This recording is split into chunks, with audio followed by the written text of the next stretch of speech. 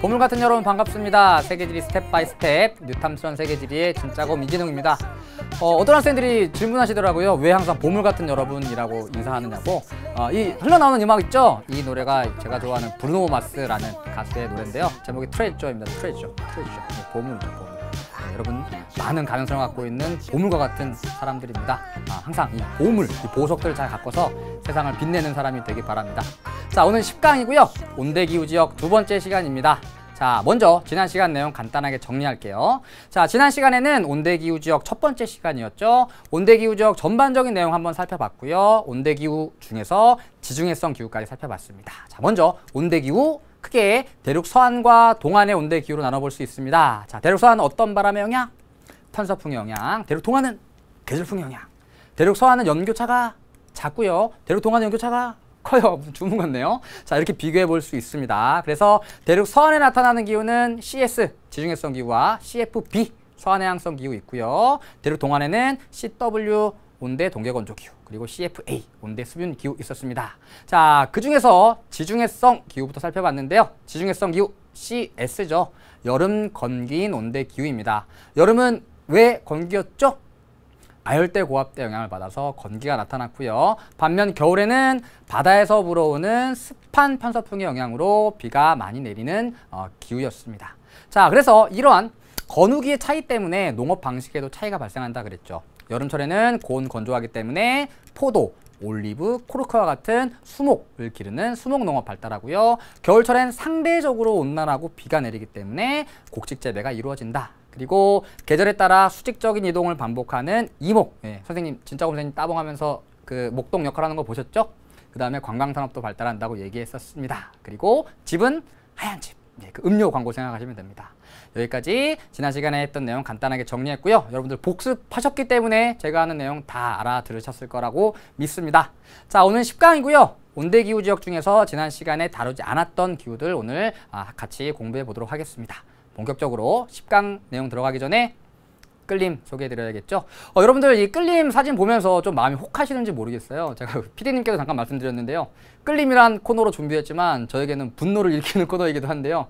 너무 가보고 싶은 지역들의 사진을 계속 보다 보니까 너무 가고 싶다.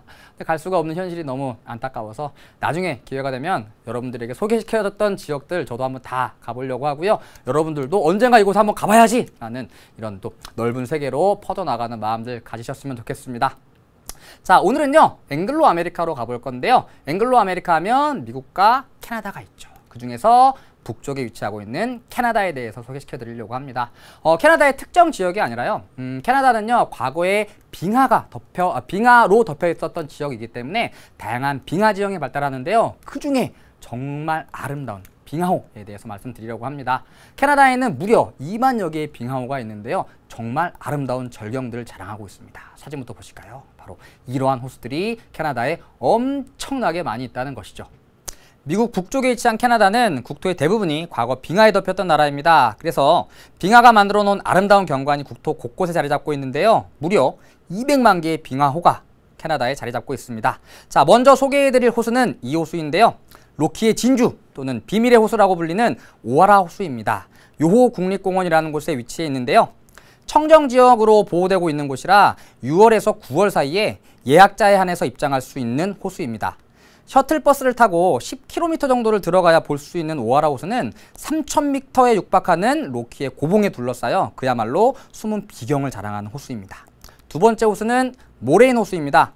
캐나다 서부 밴프 국립공원에 자리 잡은 모레인 호수는 하늘 높은 줄 모르고 솟아오른 설산 곳곳에 숨어있는 호수 중 하나입니다. 빙하가 녹아 호수로 흘러들면서 함께 섞여 들어온 암석 가루가 푸른색만을 반사하여 신비한 푸른빛을 띠는 호수입니다. 모레인 호수는 아름다운 절경으로 인해서 캐나다 $20 지폐에도 담겨 있습니다. 이 밖에도 일본의 유명 작곡가 유키 구라모토가 한눈에 반했다는 루이스 호수, 그리고 1995년 유네스코에 의해 세계유산으로 지정된 워터튼 호수들도 멋진 절경을 이루고 있습니다. 자, 여러분들 캐나다의 수많은 호수들 잘 보셨나요? 어떤가요? 마음혹하죠. 와, 정말 우리나라에 이런 호수가 있었다면 어땠을까 하는 심정이 들기도 하는데요.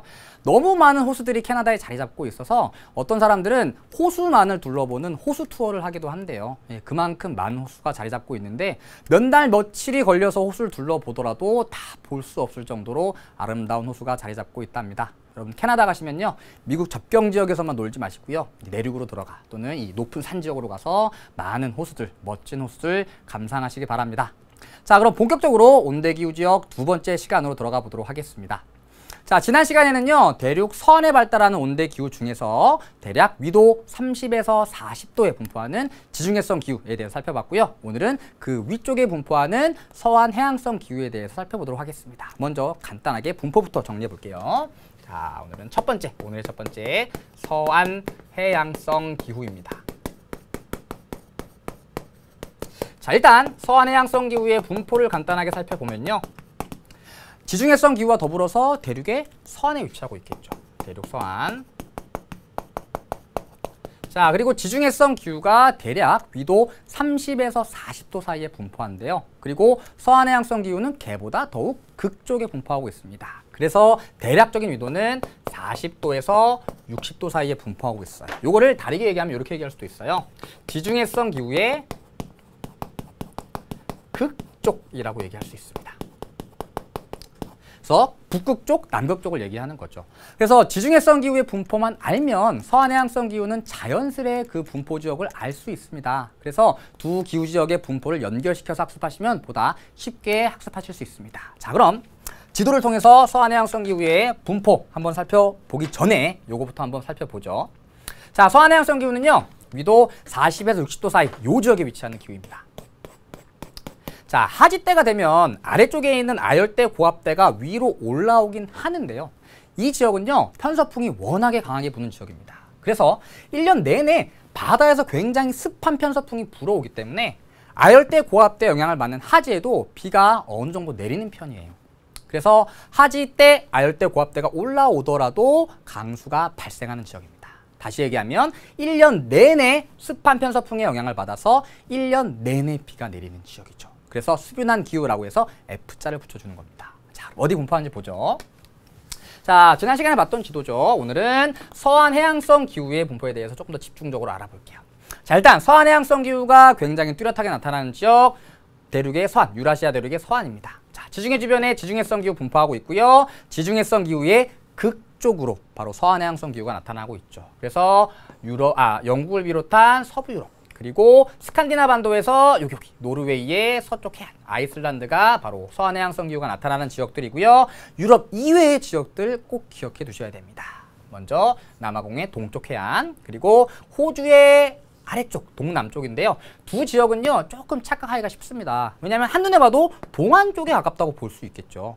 동안임에도 불구하고 서안 해양성 기후가 나타나는 지역들이에요. 주의하셔야 됩니다. 뭐 나타나는 이유는 굉장히 복잡해요. 여러분들 고등학교 과정에서는 아실 필요는 없고요. 주의하셔야 되는 지역들이라는 거 기억해 두시고요. 그다음 뉴질랜드 전체가 서안 해양성 기후고요. 다음 미국으로 가보죠. 지중해성 기후 나타나고요. 지중해성 기후 극쪽으로 서안 해양성 기후 나타납니다. 알래스카까지. 그리고 칠레 중부에 서안 해양성 기후 있고요. 지중해성 기후 있고요. 지중해성 기후의 극쪽으로 역시 서안 해양성 기후 발달합니다. 자, 분포를 조금 비교해 보면요. 유럽 같은 경우에는 굉장히 깊은 내륙 지역까지 서안 해양성 기후가 나타나는 것을 알 수 있습니다. 물론 스칸디나비아 반도는 이렇게 해안 쪽에만 나타나지만, 자, 반면 앵글로 아메리카와 라틴 아메리카는 해안 쪽에 길게 나타나고 있는 모습을 살펴볼 수 있는데요. 이렇게 왜 이런 차이가 나타날까요? 바로 산맥의 영향 때문입니다. 산맥. 여기에 스칸디나비아 산맥 이렇게 자리 잡고 있고요. 그 다음에 여기에 이렇게 로키 산맥과 해안 산맥들 자리 잡고 있죠. 그리고 여기에 안데스 산맥 자리 잡고 있기 때문에 편서풍이 여기까지밖에 영향을 미치지 못하는 것이죠. 그래서 산맥이 없는 유럽 지역은 내륙 깊숙한 곳까지 서안 해양성 기후가 나타나지만 산맥과 맞닿아 있는 지역들은 해안을 따라서 길게 분포한다. 이렇게 정리해 두시면 됩니다. 그래서 이 지역들은요, 상대적으로 강수량이 적은 편인데요. 이 해안 지역이 길게 뻗어 있는 이러한 서안 해양성 기후들은요, 편서풍이 산맥을 타고 위로 올라갑니다. 습한 바람이 산맥을 타고 위로 올라가네요. 무슨 일 발생하죠? 비가 내리겠죠. 그래서 이 지역들은 상대적으로 이 유럽 지역들보다 강수량이 많은 지역들이라고 볼 수 있어요. 자, 그래서 일단 서안 해양성 기후의 분포 확인하고 가셔야겠죠. 유럽 꼭 기억하시고요.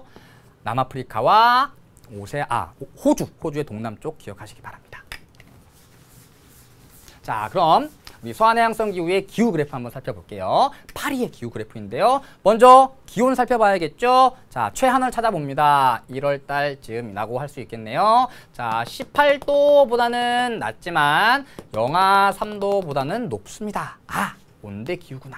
자, 건기가 있나 찾아봤더니 1년 내내 강수량이 그다지 많진 않지만 그래도 뚜렷한 건기가 나타나고 있지 않죠. 그래서 습하다. F 붙여주고요. 다음에 CF 기후 같은 경우에는 3차 기준이 있었죠. 최난월 보고 판단합니다. 최난월 22도 기준이죠. 아, 22도가 안 되는구나. 그래서 뒤에다가 B를 붙여주는 거죠. 자, 주의할 점은요. 서한해양성 기후, 유럽의 서한해양성 기후는 말씀드렸듯이 강수량이 그다지 많지 않습니다. 하지만 전반적으로 고른 강수의 분포가 나타나고 있다. 요 정도 기억해 두시면 되고요. 자, 서한해양성 기후는요. 1년 내내 습합니다. 그렇다는 얘기는 1년 내내 비가 축축하게 내린다는 얘기죠. 그렇다는 얘기는 1년 내내 하늘에 뭐가 많다는 얘기인가요? 구름이 많다는 얘기죠. 그래서 굉장히 어둡고 흐린 날씨가 많이 나타납니다. 지난 시간에도 간단히 말씀드렸지만 영국 하면 굉장히 막 우중충하고 막 이렇게 막 어두운 하늘이 생각납니다. 그래서 선생님 어렸을 때 아가사 크리스티라고 하는 이 영국 추리 소설 작가의 책을 많이 읽었는데요. 항상 되게 음침하고 막 이런 날 막 사건이 일어납니다. 홈즈도 보면 그렇죠. 홈즈도 뭔가 음침하고 비가 축축 내리고 이런 날 사건이 발생하죠. 서한해양성 기후이기 때문에 그렇습니다. 그래서 사진을 보면 이렇게 생겼어요. 영국의 국회의사당입니다. 와, 옛날에 성이었던 곳이에요. 엄청 멋있죠. 빅벤도 있네요. 빅뱅 아니라 빅벤이에요. 시계. 자, 하늘이 엄청나게 흐리죠. 구름이 많이 껴있는 걸 볼 수 있습니다. 특히나 이 서한해양성 기후, 유럽 쪽의 서한해양성 기후는요. 연평균 운량, 구름의 양이 70%가 넘어가는 지역들이 많대요. 1년 내내 거의 대부분 하늘이 구름으로 덮여 있는 거죠. 그리고 안개도 많이 발생합니다. 국회의사당이 거의 보이지도 않죠. 자, 이러한 기후적인 특징들 때문에 영국의 신사들의 모습을 보면 이 갖고 다니는 게 항상 있습니다. 뭐 갖고 다니죠? 우산 갖고 다니죠. 그리고 머리에다 뭐 쓰고 다니죠? 모자 쓰고 다니죠. 이런 모습을 볼 수 있습니다. 우산 항상 준비하고 있습니다. 왜냐하면 비가 1년 내내 내리고요. 비 왔을 때 머리 젖으면 안 되니까 머리를 모자로 가리는 겁니다. 그리고 요거는 이제 일반적인 코트인데요. 이 지역에서 유명한 코트가 있습니다. 바로 우리나라에서는 조금 안 좋은 이미지인데요. 버버리 코트입니다. 버버리 코트. 바바리 코트라고도 부르죠. 레인 코트예요. 옛날에는 또르르 코트라고 부르기도 했대요. 왜 또르르냐면 비가 이렇게 내리면 빗물이 또르르 굴러 떨어진대요. 비가 왔을 때 옷이 젖지 않게 하기 위해서 입는 코트예요. 영국에서 유명한 코트입니다. 그게 바로 우리나라까지 이동하게 된 것이죠. 영국에서 이러한 코트가 유명했던 이유는 1년 내내 비가 내리고 습했기 때문입니다. 이렇게 우산 들고 버버리 코트 입고 그 다음에 모자 쓰고 다녔다는 얘기죠. 바로 영국의 기후적인 특성으로 나타나는 신사들의 복장이라고 볼 수 있습니다. 자, 그리고요. 이러한 서한해양성 기후는요. 1년 내내 연중수분하대요. 1년 내내 비가 내린다는 겁니다. 자, 우리나라 같은 경우에 수많은 자연재해 중에 우리나라에서 가장 많이 발생하는 자연재해 뭔지 아세요? 피해액이 큰 거. 바로 홍수예요. 왜 홍수가 이렇게 많은 피해를 입히냐면 우리나라 언제 비가 많이 내려요? 여름철에만 비가 엄청나게 내리죠. 얘는 1년 내내 강수량이 거의 비슷합니다. 그래서 빗물이 내리게 되면 하천으로 몰려들게 되는데요. 우리나라는 여름철에만 비가 엄청 내리기 때문에 여름철엔 강물이 엄청나게 불어났다가 겨울철에는 강물이 줄어듭니다. 반면에 얘는 그렇지 않겠죠. 1년 내내 연중 유량이 거의 비슷한 수위를 유지합니다. 그래서 뭐에 유리하냐면 이런 데 이용되는 거죠. 자, 라인강의 모습이에요. 강입니다. 강. 바다가 아니고 강이에요. 강에서 막 컨테이너 박스 운반하고 있습니다. 여러분들 한강, 낙동강에서 컨테이너 박스 운반하는 거 보신 적 있으세요? 우리나라에서는 운반하기가 힘들어요. 유량 변화가 크기 때문이죠. 그런데 서한해양성 기후는 연중 수변하기 때문에 하천의 유량 변동이 굉장히 적습니다. 그러니까 이렇게 내륙 수온에 이용하기가 쉽다는 얘기죠. 컨테이너 박스도 나르고요. 이렇게 석탄도 나릅니다. 저는 석탄 이렇게 나는 거 처음 봤는데요. 뭐 바람이 날리거나 비가 내리면 큰일 나지 않을까 싶은데 이렇게 노출된 채로 석탄을 운반하더라고요. 어찌됐건 내륙 수온 발달에 굉장히 유리한 조건을 갖고 있다는 겁니다. 그래서 이 독일이 과거에 전후에 엄청난 경제 성장을 이루게 되는데요. 이런 독일의 경제 성장을 우리 뭐라고 부르냐면 라인강의 기적이라고 부르죠. 그리고 여기에 본따서 우리나라의 높은 경제 성장을 한강의 기적이라고도 부르죠. 독일이 이렇게 성장할 수 있었던 것 중에 하나가 바로 라인강의 내륙 수온을 이용하면서 이 많은 물자를 이동할 수 있었기 때문입니다. 그래서 유량 변동이 적기 때문에 내륙 수온에 유리해요까지 정리해 두시면 돼요. 자, 그럼 지금 했던 내용들 오른쪽에 간단하게 정리해 볼게요. 자, 분포 아까 살펴봤고요. 두 번째 특징. 자, 얘는 일단 CFB입니다. CF. 습하다 그랬죠. 연중수빈합니다. 연중수빈한 이유는 1년 내내 어떤 바람에 영향을 받기 때문에? 편서풍 영향을 받기 때문이죠. 자, 1년 내내 습한 바람이 분대요. 여러분들 습한 공기와 건조한 공기 중에 어떤 게 기온이 더 잘 변한다 그랬죠? 건조한 공기가 잘 변하죠. 얘는 습하겠죠. 따라서 이러한 서한해양성 기후가 나타나는 지역들은요, 연교차가 작게 나타납니다. 그래서 이 지역의 기후를 표현할 때요, 상대적으로 서늘한 여름, 그리고 상대적으로 온화한 겨울이라고 얘기해요. 연교차가 작게 나타나는 것이죠. 왜냐하면 연중수빈한 편서풍 영향을 받기 때문입니다. 자, 그리고 연중수빈하대요. 아까 말씀드렸죠. 1년 내내 비가 추적추적 내린대요. 그렇다는 얘기는 하늘에 구름이 1년 내내 많다. 운량이 많다는 얘기겠죠. 운량이 많으면 일조량은 적다라고 얘기할 수 있겠죠. 그리고 연중수빈하고 일조량이 적다. 이 두 가지가 이 서한해양성 기후의 가장 큰 특징이라고 볼 수 있습니다. 자, 그리고 연중수빈하기 때문에 하천의 유량 변동은 적다 그랬죠? 그래서 뭐에 유리하다고요? 내륙수분 발달에 유리하다 그랬죠. 라인강 생각하시면 돼요. 내륙수분 발달에 유리하다. 여기까지 정리해 보고요. 세 번째는 경제활동입니다. 자, 그럼 이 사람들은 어떤 일을 하면서 살아갈 것이냐? 우리 파워포인트 보면서 같이 공부해 보죠. 자, 서한해양성 기후입니다. 자, 이렇게 육지가 있고요. 이 지역은 CF, 1년 내내 비가 내리는 지역입니다. 비가 계속해서 내리죠. 자, 계속 말씀드리지만 이렇게 1년 내내 연중수빈하다는 얘기는 하늘에 구름이 많다는 얘기겠죠. 이 구름은 태양열을 차단하는 역할을 합니다. 일조량이 적어요. 자, 우리 다양한 농작물을 기르려면 일조량이 풍부해야 되죠. 자, 비는 1년 내내 내리지만 기온도 별로 높지 않고요. 일조량이 적어요. 게다가 우리 다음에 학습하겠지만 대부분 서한해양성 기후가 나타나는 지역들은요, 과거에 빙하로 덮였던 지역들이 많습니다. 굉장히 척박해요. 일조량도 적고 땅도 척박하네. 농사에는 불리하겠죠. 그래서 어떤 환경에서도 잘 자라는 애들을 주로 재배합니다. 대표적인 게 밀과 보리 같은 애들이 있어요. 자, 그런데 여기는 농작물을 기르기엔 조금 불리한데요. 상대적으로 유리한 게 하나 있습니다. 여름이 서늘하고요, 습하대요. 서늘하고 습한 데서 잘 자라는 애가 있어요. 바로 풀, 초지입니다. 초지. 여러분들 그래서 우리나라에서 넓은 목장이 발달한 지역 어디 있던가요? 야호 나는 대관령이 좋아. 이거 학교에서 풀면 애들이 어떻게 그게 뭐예요? 막 세대 차이 나요. 그러던데 옛날에 엄청난 광고였어요. 이게 진짜 이 초원의 모습을 쫙 보여주면서 이게 우유 하나 나오거든요. 되게 신선해 보이는 그런 효과가 있었어요. 굉장히 유명한 그 소리였는데, 그 CM송이었는데요. 그래서 친구들끼리 이런 장난을 많이 쳤죠. 야 돌아보면 호나는 유치하면 죄송합니다. 이런 장난을 많이 쳤었어요. 자, 대관령에 왜 목장이 있냐? 서늘하고 습하기 때문이죠. 여기도 상대적으로 여름이 서늘하고 습하기 때문에 풀 잘 자랍니다. 여기서 뭐 하면 될까요? 가축 기르면 되겠죠. 양도 기르고요. 음메. 소도 기릅니다. 얘가 음메, 얘는 음메, 얘는 음메. 다음에 돼지도 기릅니다. 가축을 사육합니다. 자, 요거는 사람들이 먹는 거고요. 얘네도 먹을 게 필요하겠죠. 맨날 풀만 먹고 살 수는 없잖아요. 우리도 맨날 막 쌀만 먹고 살 수는 없으니까. 그래서 얘네들은 풀도 뜯어 먹지만 얘네들이 먹을 수 있는 사료 작물도 재배해요. 옥수수나 귀리 같은 것들 재배합니다. 그래서 여기는 굉장히 복잡해요. 식량 작물도 재배하고요. 밀과 보리 같은 거. 가축도 사육합니다. 목축도 하죠. 거기다가 얘네 먹을 것도 얘네 굶기면 안 되니까 얘네 먹을 것도 만듭니다. 사료 작물도 만들죠. 다양한 것들을 같이 하는 농업이 발달합니다. 여러분들 제가 그 소프트 아이스크림 되게 좋아하는데요. 바닐라를 먹을까 초코를 먹을까 마치 짬뽕이냐 짜장면이냐 하는 것처럼 굉장히 막 갈등될 때 많죠. 바닐라냐 초코냐, 아 바닐라냐 초코냐 고민될 때 뭐 먹으면 되나요? 이거 먹으면 되죠. 이거 뭐죠? 혼합. 아, 식량도 하고 목축도 하고 사료도 하니까 마치 초코랑 바닐라가 섞여 있는 것처럼 혼합한다. 그래서 혼합 농업이라고 부릅니다. 그래서 서한해양성기후의 가장 대표적인 농업 형태가 바로 혼합 농업이라고 볼 수 있습니다. 자, 그리고 우리 지난 시간에도 이런 얘기했었죠. 그 지역의 기후에 따라서 그 지역의 뭐 문화 그리고 특히나 식문화가 많이 영향을 받는다라고 얘기했습니다. 여기도 마찬가지죠. 자, 밀과 보리 기른데요. 그리고 다양한 가축 사육한답니다. 자, 우리 특히 독일을 생각해 보면 되는데요. 독일 10월에 환상적인 축제가 열립니다. 옥토버 페스트. 자, 밀과 보리 이용해서 뭐 만들까요? 얘는 와인 잘 안 먹고 이거 마시죠. 맥주. 밀과 보리 이용해서 만듭니다. 왜냐면 많이 재배하니까. 그리고 독일에서 맥주와 함께 뭐 먹나요? 물론 뭐 다양한 것도 먹겠지만 제일 유명한 거 소세지 먹죠. 예.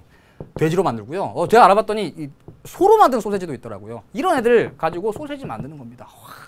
제가 사실 오늘 저녁을 못 먹어가지고 탐나네요. 하나 먹어야지. 확, 훅, 냠냠냠냠. 어휴, 하나 손이 하나 더, 후야, 푹, 살이 찌니까 재밌죠?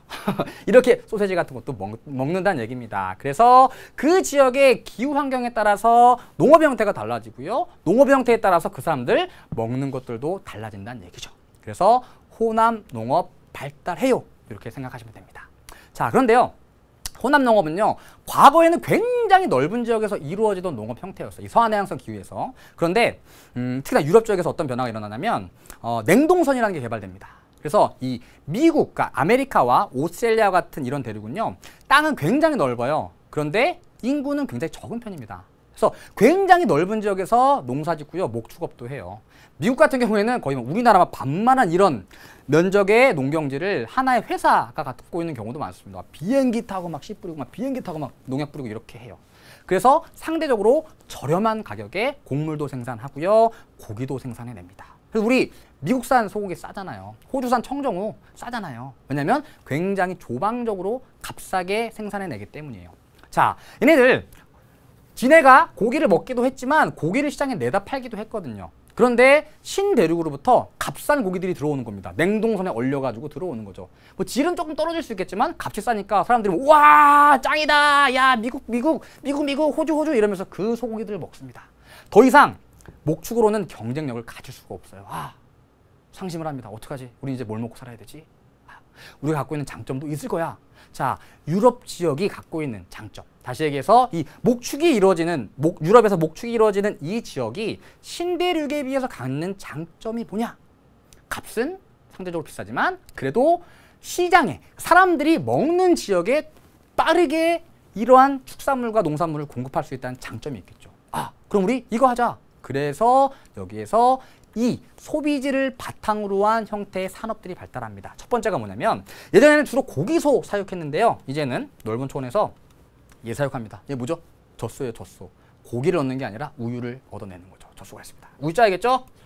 쭉쭉쭉쭉 훅훅 우유짜입니다. 우유가 훅 나오죠. 자, 얘를 그대로 이용하는 경우도 있지만 그대로 이용하지 않고요. 얘를 가공합니다. 가지고 가서 다양한 형태로 가공을 합니다. 그리고 우리는 이 소젖 그리고 다양한 가축의 젖을 가지고 다양한 것들을 만듭니다. 뭐 만들죠? 아까 얘기했던 아이스크림 만들고요. 그리고 치즈도 만들고요. 우유도 만듭니다. 우리 소젖 짜다 그대로 먹는 거 아니죠. 가공한 겁니다. 뭐 요거트도 만들고요. 그 다음에 분유도 만들고요. 이렇게 가축의 젖, 특히나 소의 젖을 이용해서 다양한 제품을 생산하는 얘네들을 낙농업이라고 얘기합니다. 우유 보면 여기 위에 유통기한 써있죠. 신선도가 중요합니다. 가장 신선한 소젖을 가지고 상품을 만들어야 신선한 상태로 공급할 수 있겠죠. 얘네들은 소비시장과 가까운 거죠. 많은 사람들이 살고 있는 유럽에 가까운 곳에 위치하고 있으니까 신대륙과는 구별되는 자기만의 장점을 살려서 우리는 신선하게 공급할 수 있어. 신선한 우유야, 가짜는 우유야. 이렇게 해가지고 낙농업을 발달시켰던 거죠. 그래서 첫 번째 낙농업이 발달하고 있고요. 특히나 덴마크 우유 유명하죠. 그 다음에 네덜란드, 프랑스 치즈 유명하죠. 다 낙농업이 발달한 나라들이에요. 특히나 덴마크는 세계 최고의 낙농업 국가라고 부릅니다. 그래서 우리도 지난번에 말씀드렸지만 편의점 가면 이 덴마크 우유를 맛볼 수 있죠. 낙농업이 엄청 성장한 나라입니다. 자, 그리고 네덜란드 하면 치즈도 유명하지만 뭘로 유명하죠? 네덜란드는 풍차의 나라 그리고 튤립의 나라라고 부르죠. 그래서 네덜란드 같은 데서는 꽃을 재배해요. 꽃. 자, 꽃도 신선도가 굉장히 중요합니다. 여러분들 남자친구 혹은 여자친구가 꽃다발을 선물해요. 야, 꽃이야. 야, 받아. 시든 꽃을 갖다 줍니다. 야, 너 이게 뭐야? 갖다 버려. 그다음에 마치 꽃밭에서 막 딴 것처럼 후 완전 신선한 상태로 꽃다발 주면 와, 그래 역시 아름답구나. 향기가 정말 좋구나. 기분 좋게 받을 수가 있겠죠. 꽃 정말 신선도가 중요한 작물인 거죠. 그래서 소비 시장과 가깝다는 장점을 이용해서 이러한 화훼 농업이 발달하게 됩니다. 자, 여러분들에게도 진짜 곰쌤을 만난 기념으로 선물할게요. 받으세요. 죄송합니다. 가짜라서. 자, 지금까지 했던 내용 간단하게 정리해보죠. 저만 신난 것 같네요. 저게 사실은 그 만드는 시간이 정말 오래 걸려요. 1시간 만들면 여러분들께 보여드리는 건 한 5분 정도 됩니다. 근데 이게 약간 그 중독성을 가지고 있어요. 마약 같은 중독성을 가지고 있습니다. 처음에는 막 그림 잘라내고 막 애니메이션 하나하나 다지고는 짜증나는데요. 하다 보면 저도 모르게 여기에 열중하고 있는 막 보다 완벽하게 만들고자 하는 저를 발견하게 됩니다. 어찌됐건 재밌게 봐주셨으면 좋겠고요. 재밌게만 보시면 안 되고 학습에 연관시켜서 공부하고 기억하는 도움이 되셨으면 좋겠습니다. 자, 경제활동 정리해보죠. 자, 기본적으로 여기서 많이 이루어지는 농업, 혼합농업이라 그랬죠. 자, 혼합농업은 다양한 것들이 합쳐진 겁니다. 낙농업, 죄송합니다. 주곡작물, 그리고 애도 기르네요. 목축, 그리고 얘네들이 먹을 사료도 만들어야겠죠. 사료 작물도 사육합니다. 그래서 다양한 것들을 한 번에 한다, 뒤섞여서 한다, 혼합농업이라고 얘기합니다. 그런데 신대륙에서 값싼 소고기, 고기가 들어오면서 상대적으로 얘네가 갖고 있는 장점을 이용한 산업들이 발달하는데요. 아까 말씀드렸듯이 낙농업이 있고요. 그 다음에 특히나 네덜란드의 화훼농업, 이런 것들은 신선도가 중요하죠. 그래서 대소비지와의 대소비시장이라고 할게요. 대소비시장 과외, 근접성을 토대로 발달하는 산업들, 농업의 형태라고 할 수 있어요. 특히나 이게 어디에 발달해 있냐면 저기죠. 네덜란드, 덴마크 등이 위치하고 있는 북해연안에 이러한 낙농업과 화훼농업이 많이 발달해 있습니다. 자, 서한해양성 기후는 여기까지 정리하고요. 다음으로 넘어가 보죠. 자, 다 적으셨죠? 지울게요. 자, 지우면서 왼쪽으로 가보죠. 자, 여기까지 대륙 서한해 기후, 온대기후 모두 끝났고요. 다음은 대륙 동안의 온대기후 살펴봐야겠죠. 자, 어디 갔니? 여기 있네요. 대륙 동안의 온대기후 봅시다. 자, 대륙 동안의 온대기후는요, 두 가지로 나눌 수가 있는데요. 모두 다 계절풍의 영향을 받습니다. 그래서 온대 계절풍 기후라고 부릅니다. 얘도 간단하게 먼저 정리해보죠. 첫 번째, 3번, 2번이죠. 온대 계절풍 기후. 자, 분포 봅시다. 어디 있느냐가 중요하죠. 어디 있나? 자, 지중해성 기후와 서한해양성 기후가 대륙 서한에 있다면 얘는 대륙 동안에 있죠. 대륙 동안에 있고요. 크게 두 가지로 나눌 수가 있어요. 지난 시간에 말씀드렸듯이 온대 동안에 나타나는 온대 기후는요, 뚜렷하게 나누기 쉽지 않습니다. 하지만 그래도 20도에서 30도 사이에 나타나는 온대 동계 건조 기후, 그리고 30도에서 40도 사이에 나타나는 온난 수분 기후로 나눌 수 있어요. 하지만 두 기후는 아주 특별한 차이는 없기 때문에 그냥 이렇게 하죠. CM, 온대 계절풍 기후로 보셔도 무방합니다. 분포도 구별하기가 쉽지가 않거든요. 그리고 기후의 특징도 크게 차이가 없습니다. 자, 우리 방금 살펴봤던 서한해양성 기후는 위도 60도 부근까지 나타난다 그랬죠. 얘는 끼케야 40도 부근까지밖에 나타나지 않아요. 그 이유는 서한은 바다에서 불어오는 상대적으로 따뜻한 바람의 영향으로 겨울철의 기온이 높게 나타나기 때문에 위도가 높은 지역에도 온대기후가 나타나지만 여기는 그렇지 않다는 얘기죠. 두 기후 보고요. 분포 살펴보죠. 분포. 자, 온대 계절풍 기후입니다. 온난 수분 기후와 온대 겨울 건조 기후로 나눠볼 수 있고요. 대륙의 동안에 분포하고 있죠. 이렇게. 그리고 내륙 지역까지 분포하고 있는데요. 크게 신경 쓰지 않으셔도 돼요. 동안에 있어요. 요 정도만 알아도 문제 풀거나 공부하시는데 전혀 지장이 없습니다. 자, 동안에 위치하고 있다. 알아두시고요. 자, 얘네들은 계절풍의 영향을 받는데요. 그래서 계절풍 다시 한번 살펴보죠. 여름이 됩니다.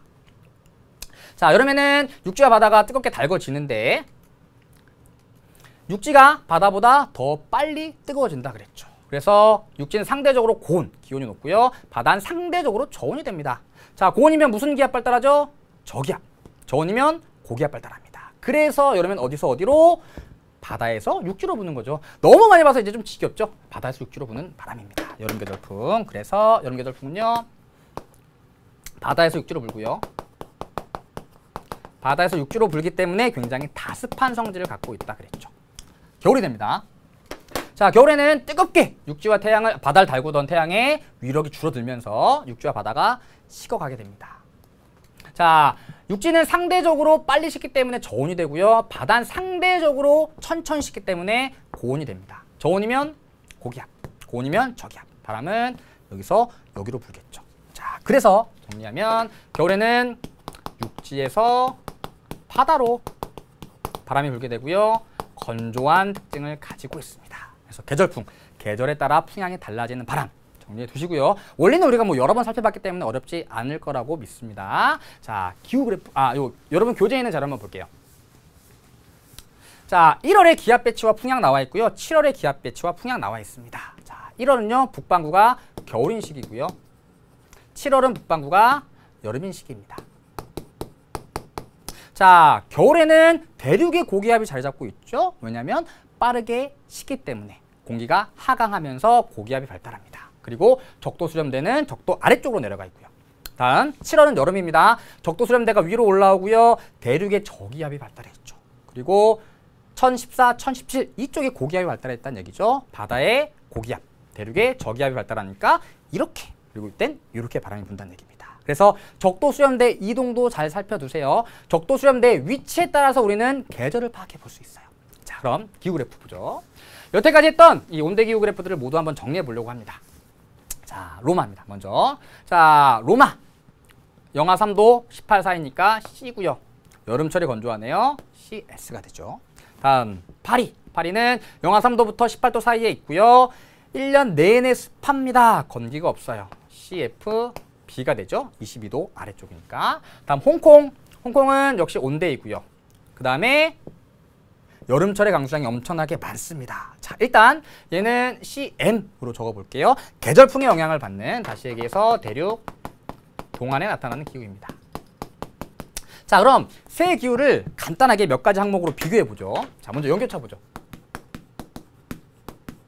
연교차 세 기후 중에서 가장 큰 기후? 얘겠죠. 예, 대륙 동안에 위치하고 있으니까. 그래서 CM이 일반적으로 가장 크고요. 그 다음에 CS와 CFB 중에 누가 더 연교차 큰가요? 얘가 더 크죠. 왜냐면 여름철이 건조하기 때문에. 얘는 연중 습하니까 상대적으로 기온이 덜 변하겠죠. 그래서 CFB. 그다음에 CS 순으로 죄송합니다. 바뀌었죠? CS. 그리고 CFB 순으로 나타나고요. 그다음에 강수의 여름 집중률, 여름 강수 집중률. 전체 연 강수량 중에 여름철에 내리는 강수의 비율, 지난 시간에 간단하게 했었죠. 자, 홍콩 보면은 우와, 여름철에 엄청나게 많은 강수가 집중됩니다. 여름 강수 집중률 가장 높고요. 자, CS와 CFB 중에 여름 강수 집중률이 상대적으로 높은 기후는 얘가 되겠죠. 자, 로마 CS는 여름에 강수가 거의 없잖아요.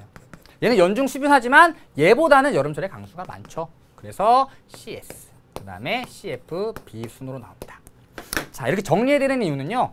얘네들을 비교하는 문제가 가장 자주 나와요. 대륙 서안의 온대기후와 대륙 동안의 온대기후, 그리고 대륙 서안의 두 개의 온대기후를 비교하는 문제들 많이 나오니까요. 기온 그리고 강수 측면에서 잘 정리해 두시기 바랍니다. 자, 그리고요. 온대 계절풍 기후는요. 계절풍의 영향을 받고요. 또 무엇의 영향을 받냐면 우리 바람할 때 배웠던 열대 이동성 저기압의 영향도 받습니다. 먼저 이렇게 유라시아 대륙의 동안으로 올라가는 열대 이동성 저기압 태풍이라 그랬죠. 여기 온대 동안 기후 나타나죠. 다음에 벵골말 쪽으로 여기도 온대 동안 기후가 간단하게 나타납니다. 그리고 얘는 사이클론이고요.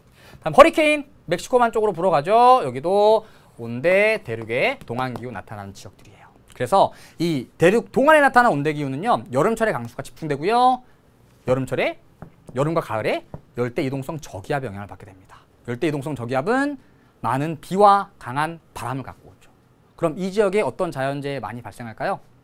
홍수가 많이 나타나게 되는 겁니다. 여름에 강수가 집중되고 열대 이동성 저기압의 영향도 받기 때문이죠. 자, 여기까지 공부한 내용 정리해보죠. 자, 2번 분포 특징 살펴보죠. 자, 여름은 계절풍의 영향을 받아서 바다에서 육지로 바람이 붑니다. 다습한 바람이고요. 다음 겨울에는 육지에서 바다로 바람이 붑니다. 얘는 건조한 바람이 되겠죠. 그리고 여름철에는 상대적으로 기온이 높고요. 겨울철에는 상대적으로 기온이 높고 얘는 겨울철에는 상대적으로 기온이 낮대요. 그래서 연교차가 엄청나게 크게 나타납니다. 그리고 방금 살펴봤던 열대 이동성 저기압의 영향을 받는 지역들이 많아요. 그래서 강수가 여름철에 집중되죠. 강수 집중. 여름철에 강수가 집중되면서 열대 이동성 저기압 영향 도받으니까 어떤 자연재해? 홍수가 많이 발생한다 그랬죠. 홍수 피해가 나타나는 경우가 많이 있습니다. 다음 세 번째 보죠. 경제활동. 첫 번째. 자, 일단 계절풍의 영향을 받으면 여름철이 고온다습합니다. 여름철이 고온다습하면 이 작물 재배하기에 굉장히 좋다 그랬죠. 맨날 얘기하는 작물, 우리의 주식 작물, 바로 벼농사입니다. 벼농사가 넓은 지역에서 이루어지고요. 그리고 미국의 남부 지역에 온대기후가 나타나는 지역에서는요, 목화가 이루어집니다. 목화 농업이 널리 이루어져요. 미국 남부.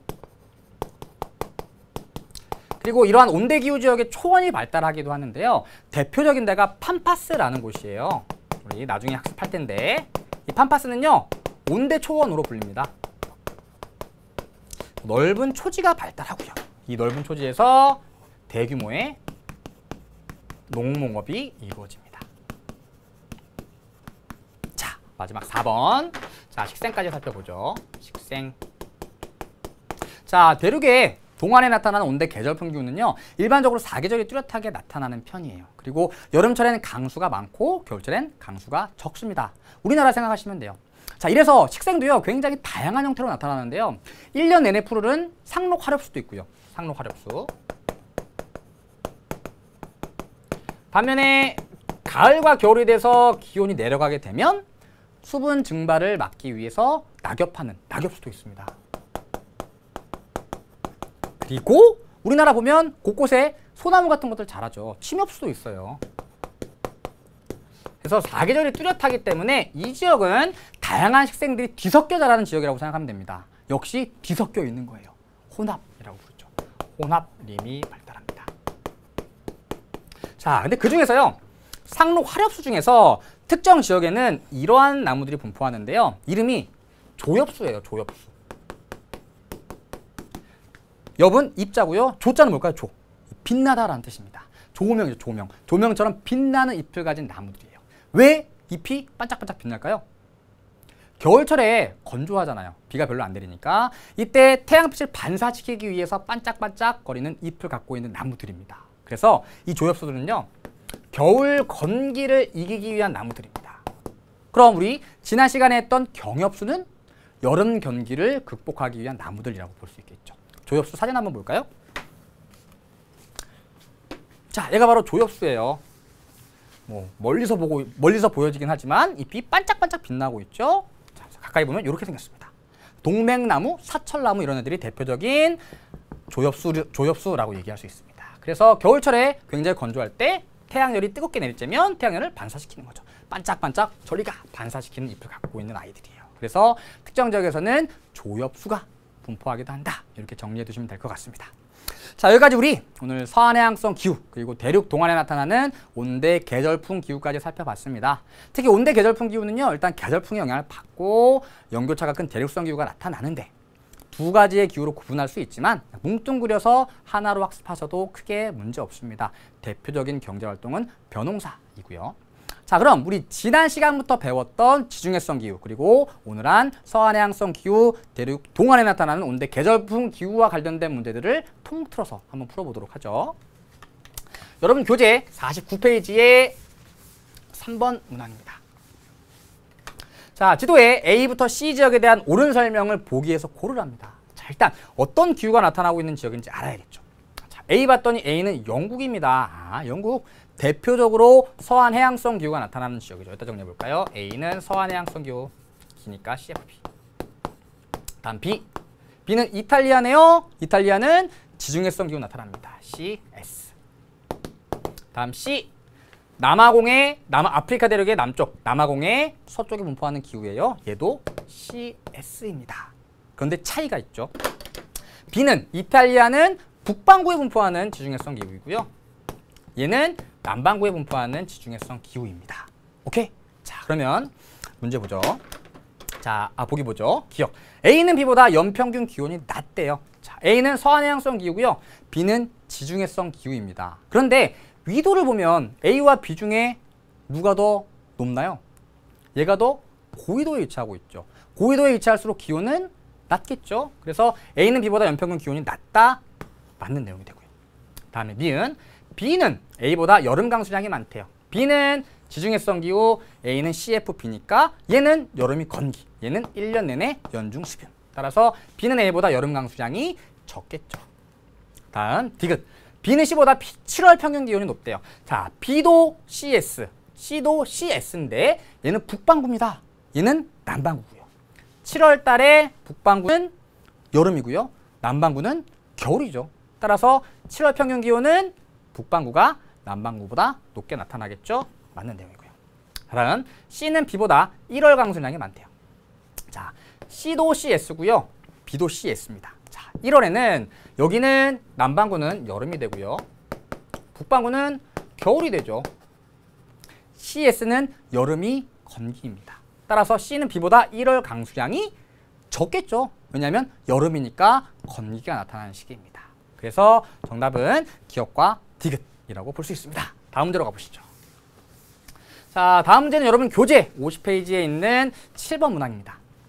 자, 그래프는 두 지역의 월 평균 기온과 월 강수량을 나타낸 것이래요. 가나 지역에 대한 옳은 설명을 보기 위해서 고르랍니다. 자, 일단 기후 그래프 이제 보지 않아도 알겠죠. 가, 온대 기후 중에 여름이 건기입니다. 온대이면서 썸머 드라이. 다음 나, 온대 기후이면서 연중 수분해요. CF, B가 되는 거죠. 그럼 지중해성 기후와 서한해양성 기후 한번 비교해 보죠. 기억. 지중해성 기후는 여름에 아열대 고압대 영향을 크게 받는데요. 여름이 건기입니다. 왜? 아열대 고압대 영향을 받기 때문이죠. 맞고요. 다음 니은.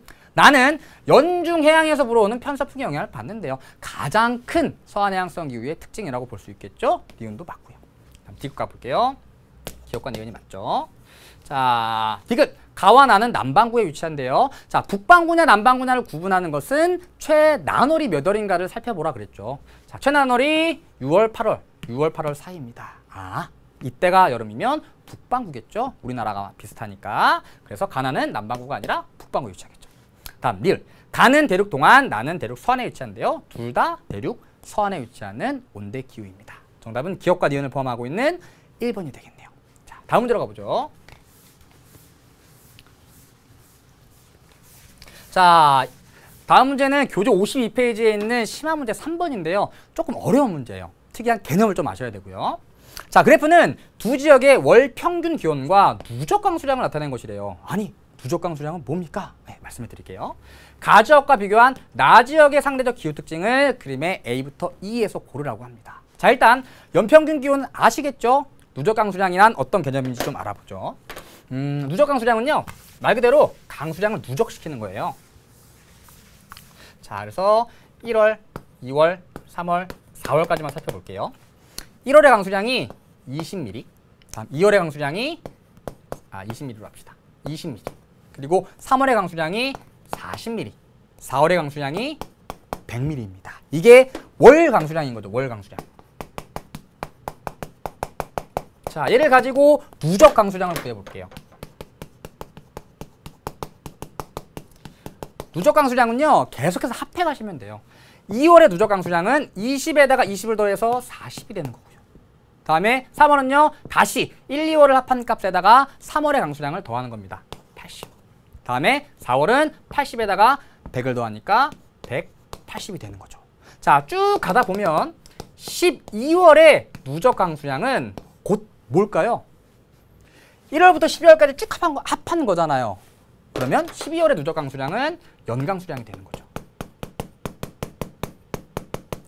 오케이. 자, 요거 다시 볼게요. 요거를 A, 그다음에 요거를 B, 요거를 C라고 해보겠습니다. 자, 이렇게 그래프가 있고요. 자, 1월은 20이죠. 다음에 2월 40. 다음에 3월은 80입니다. 자, 일단 A는 뭔가요? A. A는 요게 A죠. 2월의 누적 강수량이니까. 다음에 C는 요거죠. C. 자, 남아있는 거 B죠. B. B는 뭔가요?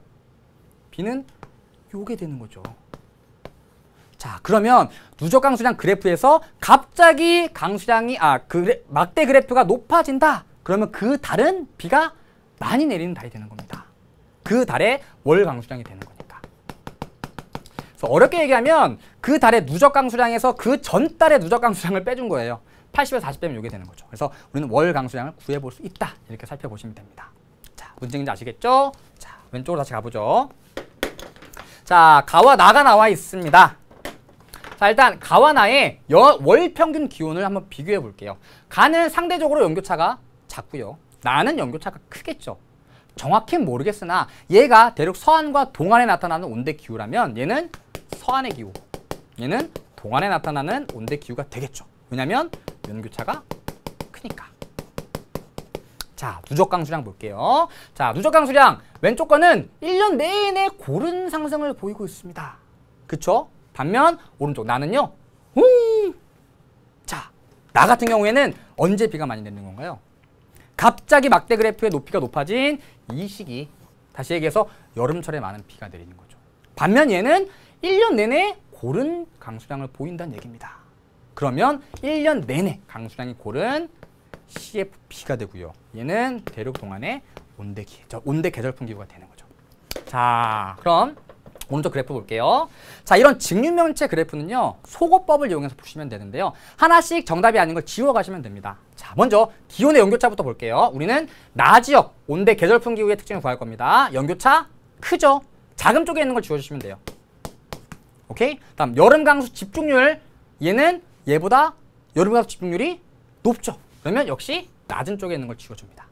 다음 계절풍의 영향, 얘는 얘보다 계절풍의 영향을 더 많이 받죠. 따라서 낮은 쪽에 있는 걸 지워주면 비만 남는 거죠. 그래서 정답은 2번으로 살펴볼 수 있는 거죠. 그래서 이 문제는요, 일단 누적 강수량이 어떤 개념인지 가져가시고요. 온대 기후, 지중해성 기후는 여름이 건조, 그 다음에 CFB는 연중 수분, 반면 CN, 온대 계절풍 기후는 여름이 우기이기 때문에 누적 강수량 그래프가 차이가 큽니다.